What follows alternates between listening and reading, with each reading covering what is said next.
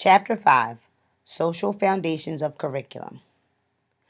Any discussion of curriculum should consider the social setting, especially the relationship between schools and society and how that relationship influences curriculum decisions. Social astuteness is essential for curriculum planners and developers. Curriculum decisions take place in complex social settings through demands that society imposes and that filter down to schools. Indeed, curriculum workers must consider and use social foundations to plan and develop curricula. Chapter 5 will examine the social foundations of curriculum. Remember, this is just an overview of the chapter and is in no way a substitute for your reading the chapter in its entirety. Let's begin. Your text mentions the word culture throughout its explanation of social foundations of curriculum. So, what is culture? It includes a vast array of easily observed facets of living, such as material products, political and social organization, characteristic vocations, modes of dress, food, games, music, child rearing practices, religious and patriotic rituals. A kind of social cement that consists of the characteristic habits, ideals, attitudes, beliefs, and ways of thinking of a particular group of people is the definition of culture. In essence, culture is an accepted way of life, and culture controls what we choose to teach. A number of theories focus on global aspects of human growth and development because they emphasize the study of behavior as a totality, starting with infancy, and combine Gestalt psychology with socialization. Developmental theories address the cumulative effects of change that occur as a consequence of learning or failing to learn appropriate tasks during a critical stage of life. Failure to learn a task at a given stage of developmental tends to be detrimental to the effects of a developmental sequence that follows. In other words, there are certain developmental steps or stages that a person must go through in order to progress developmentally. The developmental tasks. Robert Havinghus identified 6 periods of human development. 1. Infancy and early childhood. 2. Middle childhood. 3. Adolescence. 4. Early adulthood. 5. Middle age. And 6. Late maturity. Developmental tasks are defined as the tasks the individual must learn for purposes of healthy and satisfactory growth in our society. A person must learn them to be reasonably happy and successful. Havenhurst uses the term human instead of adolescent to include a wider range of ages and the term task instead of needs as suggestions to a solution. Although the Havinghurst model is the best known model, there are other models that have been proposed to deal with student or adolescent needs. Harry Giles outlined 4 basic needs: personal, social, civic, and economic, each of which has 3 to 4 subdivisions. Florence Stademeyer and her colleagues categorized 10 areas of living into 3 life situations. B. Ornthell Smith and his colleagues classified 29 adolescent needs into 6 major social and personal classifications. And Henry Harp outlined 30 life activities needed for successful human development.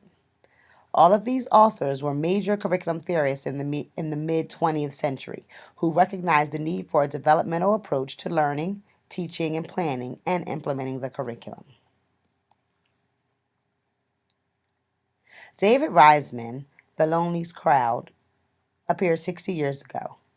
Its central thesis coincided with the most important change shaping American culture at the time, moving from a society governed by the imperative of production and savings to a society governed by technology and consumption. The character of the middle class was shifting, and Reisman's conceptualized and described its change and new habits from inner-directed people who, as children, form behaviors and goals influenced by adult authority that would guide them later in life, to other-directed people who became sensitized to expectations and preferences of others, like their peer and the mass at whole.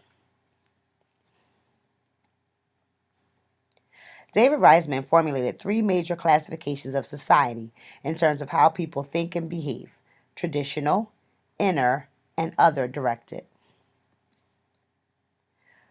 Traditional. They were and still are dominated by century old traditions. Little energy is directed toward finding new solutions to age old problems. Most tasks, occupations, and roles were substantially the same as they had been for countless generations, and each was so explicit and obvious that it was understood by all, though the internet is likely to begin changing this. Characterized by increased personal mobility, population shifts, growth and expansion, accumulation of wealth, exploration, and people moving from one place to another, tradition gave way to individual initiative. The strong survived and even conquered the weaker for more traditional societies. The prevailing values of an inner city directed society also highlighted Puritan morality, the work ethic, individualism, achievement, and merit, savings and future orientation, with the nuclear family and other adults, teachers, police officers, clergy, and so on, knowing best and influencing the behavior of children and youths. Negatively, though, minorities will often seem as invisible within the inner directed theory.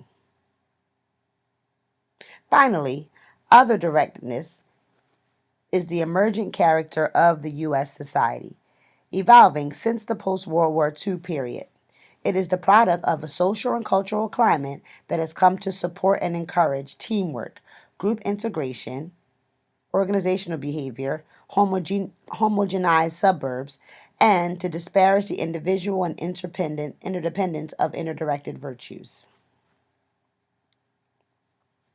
Today, we live in a society where diversity and pluralism dominate conversation and challenge conventional norms and values transmitted by larger society, including the concepts of traditional family, church, and national sentiments.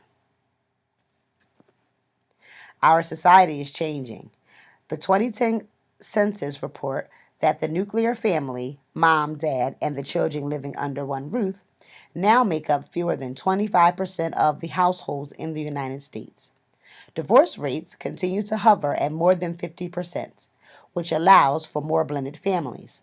Today, there are about 6.4 million unwed couples living together, a 100% increase over the previous decade. Today, the notion of family is very different. Given the popularity of diversity, pluralism, and irregularity, the nuclear family is an anomaly. Overall, about half the youth under age 18 have been in a single parent family for some part of their childhood. It is possible to give instruction in moral knowledge and ethics. We can discuss philosophers and give ideas on how to be a good person in society, as well as some controversial authors who will allow students to know more about moral knowledge. The idea is to encourage good reading at an early age, reading that teaches self respect, tolerance, and social good. A number of important principles result in school effectiveness and excellence. Based on recent efforts to improve schools and reform education, school leaders and teachers can adapt many of the following principles for improving their own schools and the education of students. This chart can be found in your text.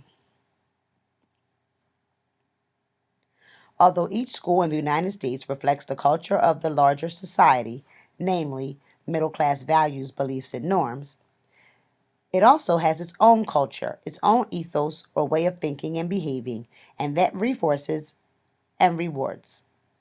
When considering the culture of a school, there are many items to consider, including a student's conformity in class, an ability to cope with the classroom and the teacher's ability to show that they care, the overall culture of the classroom, the student's individual peer group, and the way that the school fosters peer interaction within the school. There is also a strong need for teachers to understand the various racial groups within their school and the society as a whole and the way that racial groups are changing in our country. As the saying goes, times they are changing. Chapter 5 Conclusion.